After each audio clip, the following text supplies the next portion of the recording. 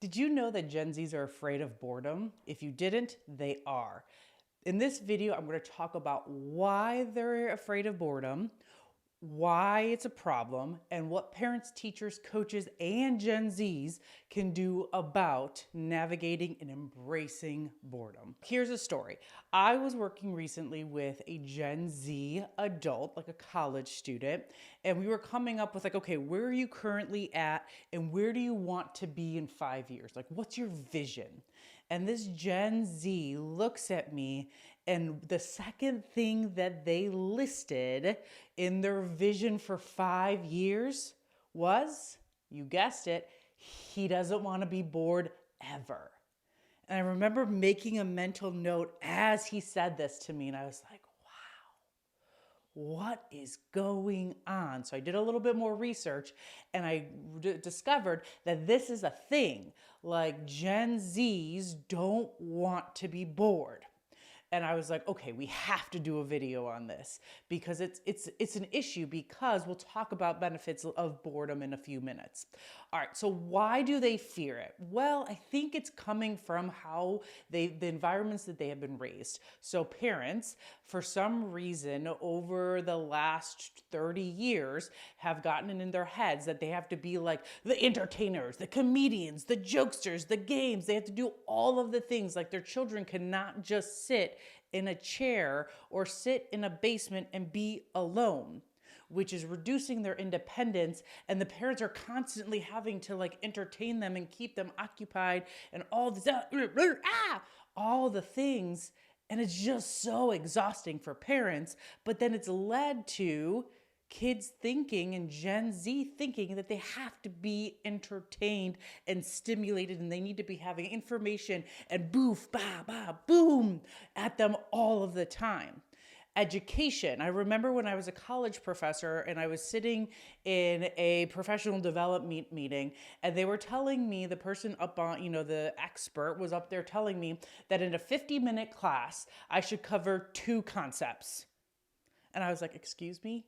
In 50 minutes, you only want me to cover 2 concepts. So in a course that's 15 weeks long, meets 3 times a week, I'm going to cover, let me do that math really quick, for like only like 3 times, let's see, 3 times that's 45. So like I'm covering 90 concepts across the year, which seems like a lot, but like in reality, it's not. Because it's like, okay, object permanence, which is like babies discovering and knowing that something exists even though they can't see it anymore. According to this person, I was supposed to explain what it is, so I just did that for you. I was supposed to give you an example of what it is, so like put a toy, and then like, do you remember? Like, of course, you're an adult, you know what the toy is, but if you do it to like a 9-month-old and you put a toy and then you cover it up, they start looking around because they don't have object permanence. And then I'm supposed to be doing an activity with them, so like bringing in a baby and like bringing in a bunch of babies and showing them all the different things. Yeah, that's great. And I'm supposed to do that for 25 minutes. Oh, and then on top of it, like have the students teach other people about object permanence, all in this 25 minutes. So in a 50-minute class, you cover 2 concepts. I was like, oh my goodness, because everything's supposed to be hands-on and doing, because we talk about learning styles, and I should do a whole video about learning styles and how it's not actually a thing. And I mean, there's different ways of learning, but that's depending on what the content is that you have to learn. So that's a whole nother video.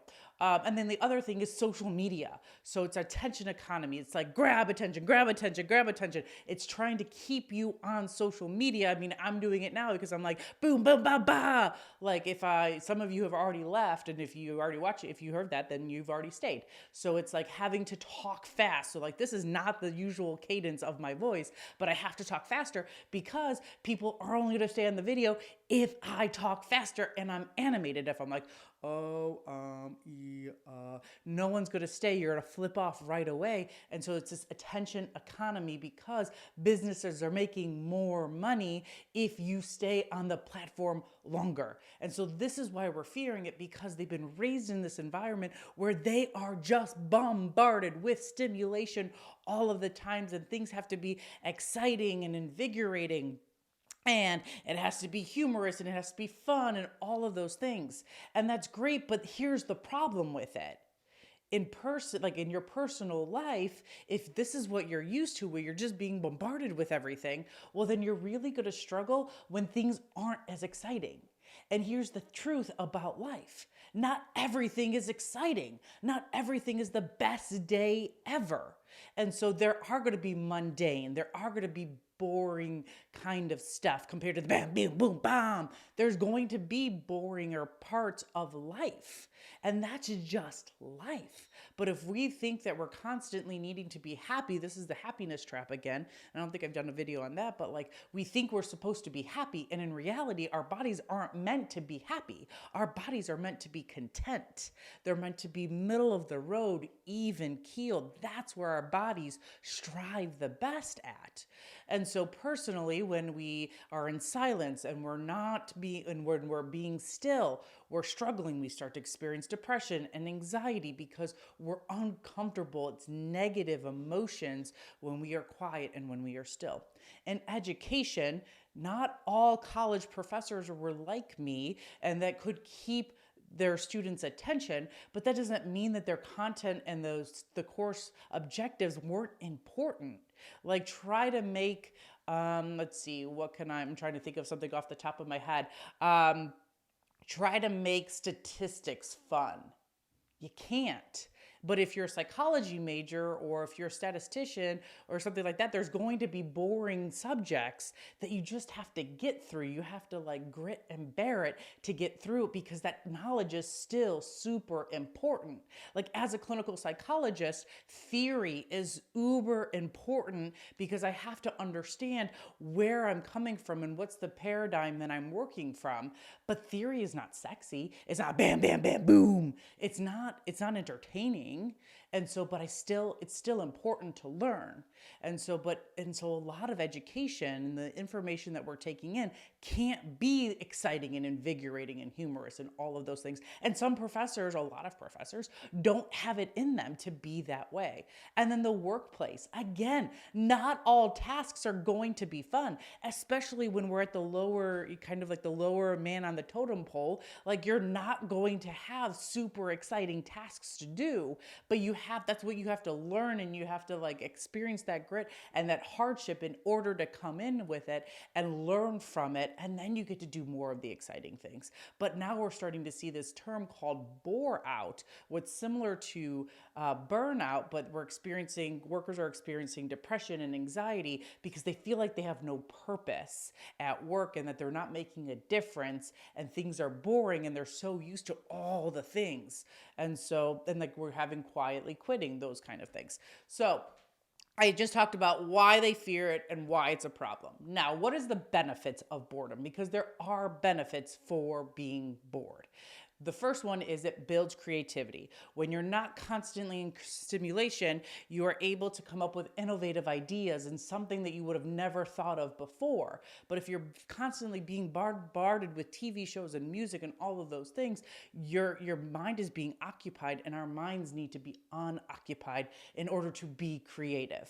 The next one is self-awareness. So it's going to enhance our self-awareness. When we have those moments of silence, when we have those moments of being still, we're able to reflect on what our goals are, what our desires are, what our values are, because then we're able to like think through, because those are things that are going to take us longer to achieve, and we need more processing power, but we don't have the processing power if we're constantly being bombarded with stimulation.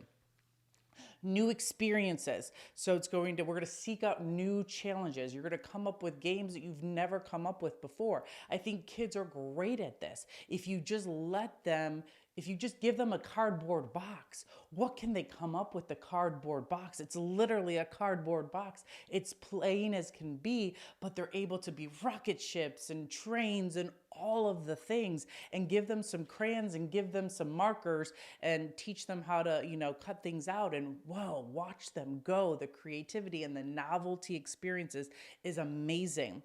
It improves our mental health because we're not being constantly stimulated. Again, we need those moments of just being still and silent, and it's going to lead to depression and anxiety. And if we get more boredom, it's going to increase our rest and it's going to lessen our stress, which are two things that I think everybody, especially Gen Z, needs more of. And then the last thing is going to build our self-control. So it's going to be being bored, sitting in that silence, not being constantly stimulated, is going to allow you to flex your self-control skills. You're going to build those skills, which is going to help you with regulating your emotions and managing your impulses. So you don't want everything now, now, now, now, now. You're able to sit back and sit in that uncomfortableness that is boredom and move forward and move through it. You're able to handle frustration. You're able to persist through challenges. These are the things that we need in order to become adaptable adults. So, what are the tips for it? So parents, don't be your child's constant entertainment. Let them be bored. I promise you, they will figure it out. They will figure out things to do. Funny story is the one time my daughter came up to me, she's like, "Mama, I'm bored." And I'm like, "Well, I see the living room you can clean up." So now my kids don't come to me anymore and tell me that they're bored, because they know that I'm just going to say like, "Oh, I see a living room that you can clean up. I see this other thing that you can clean." And they're like, "No, no, no, no. We'll just go figure out something that we can do." But if you're like, "Oh, let me help you figure out what to do or play with you, blah, blah, blah, blah, blah," they're going to be like, they're going to constantly need you, and they're not going to figure it out on their own, which again is setting them up for failure down the road. Educators, give one of my favorite things that I did when I was a professor was for all of my assignments, I told them what the purpose was.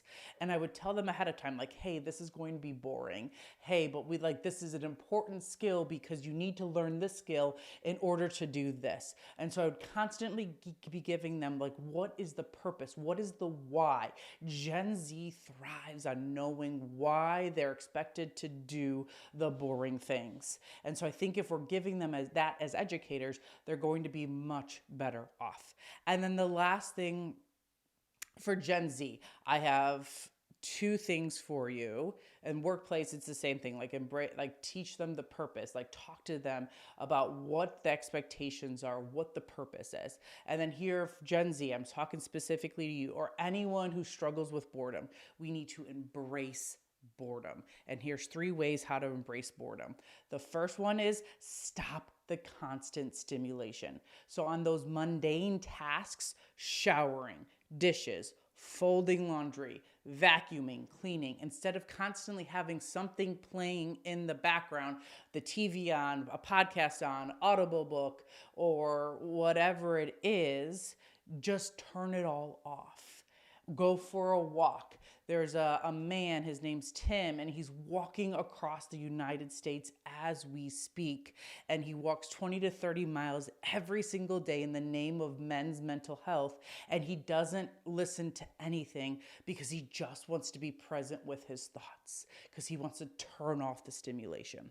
The next one is when you go on vacations, completely unplug. Turn off your cell phones. Or don't put it on airplane mode so you can take pictures and those kind of things. Or my goodness, take a camera with you. But don't unplug as much as you can. Don't have access to the internet and completely unplug. When we went on a Disney cruise back in January of 2024, I completely shut down my phone other than the camera. I was that person.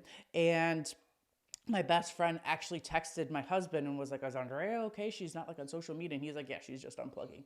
And let me tell you, it was absolutely amazing. That's one of the reasons why I love going on cruises, because you don't have access to Wi-Fi unless you're going to pay that ridiculous charge that they charge you. And so it's just amazing. Unplug on vacations, or you don't even do vacations. You could just do weekends where you're completely unplugging. Go camping. Camping is wonderful. You're in nature. You don't have all the stimulation. You're able to slow down. It's quiet. Absolutely amazing. The last thing is meditate. And some of you are like, "Bah." Meditation is actually really great for you in regards to boredom, because it makes you much more comfortable and it allows you to embrace that boredom. Now, here's the thing with meditation. Start slow.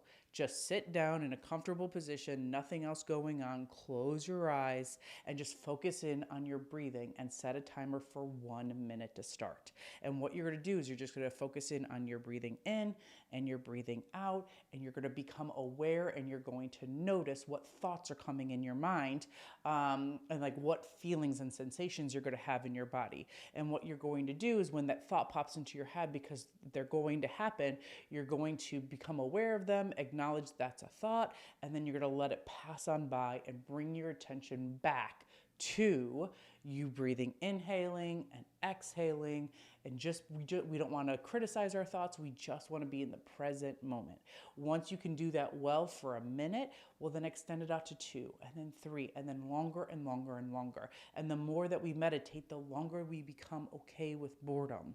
I love when I drive home after seeing clients for a long day.